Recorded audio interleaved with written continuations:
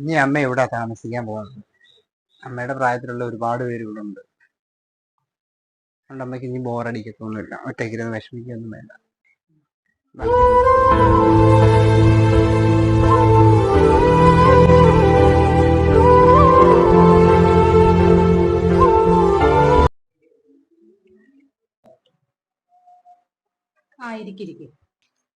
Madam, അമ്മ റൂമിലോട്ട് പോയി. ഇനി എന്തെങ്കിലും ഫോർമാലിറ്റീസ് വല്ലതും ഉണ്ടോ ഇവിടെ?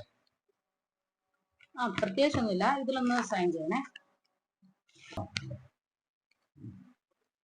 എവിടെയാ? രണ്ടിടത്ത് വിടണ്ടേന്ന്?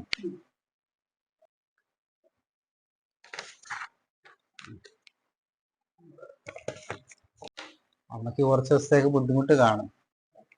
ഇവിടുത്തെ കാര്യം ഓർത്ത് നിങ്ങൾ ആരും ടെൻഷൻ അടിക്കണ്ട. നിങ്ങളെപ്പോലുള്ള മക്കൾ ഉപേക്ഷിച്ച് വിടുന്ന എല്ലാ അമ്മയും അച്ഛനും ഒക്കെ ഇവിടെ ഉണ്ട്. ഒരുപാട് മാതാപിതാക്കൾ ഇവിടെ ഉണ്ട്. അവരെല്ലാം ഞങ്ങളുടെ സ്വന്തം മാതാപിതാക്കളെ പോലെ തന്നെയാണ് നോക്കുന്നത്. പുതിയ സ്ഥലമല്ലേ?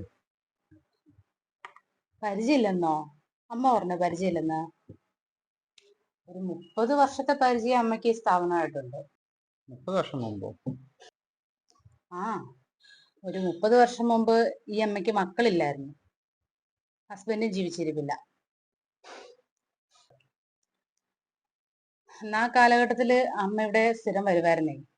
കുറെ അങ്ങനെ വന്നു കഴിഞ്ഞപ്പോ അമ്മയ്ക്ക് ഇവിടെ ഒരു മോന് ഇഷ്ടമായി.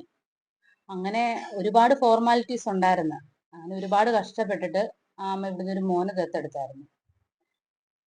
പിന്നെ ഇടയ്ക്കിടയ്ക്കൊക്കെ വരുമായിരുന്നു. പക്ഷെ ആ മോനെ കൊണ്ടുവന്നിട്ടില്ല കേട്ടോ. ഒരുപക്ഷെ ആ മോന്റെ ഐഡന്റിറ്റി ഇവിടുന്നാണെന്ന് ആ മോൻ അറിയരുതെന്ന് ആഗ്രഹിച്ചിട്ടായിരിക്കാം. മോനെ അമ്മ ഇവിടെ ഇതുവരായിട്ടും കൊണ്ടുവന്നിട്ടില്ല. പിന്നെ അമ്മ സ്ഥിരം വരുമായിരുന്നു. മേഡം, ഞാൻ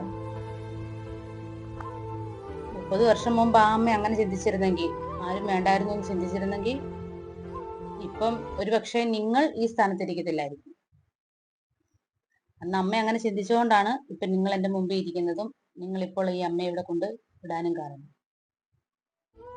അമ്മ ഇതുവരെ എന്തെങ്കിലും ഇത്രയും കാലത്തുണ്ടെങ്കിലും പറഞ്ഞിട്ടില്ല. അതൊരു പക്ഷെ നിങ്ങൾക്ക് ആ ഒരു ബുദ്ധിമുട്ട് ഉണ്ടാവണ്ടെന്ന് വിചാരിച്ചിട്ടായിരിക്കും നിങ്ങളോട് പറയാനത്. മേഡം, ഞാൻ എൻ്റെ അമ്മയെ കൊണ്ടുപോയിക്കോളാം. ഞാൻ എത്ര ദൂരെയാണേലും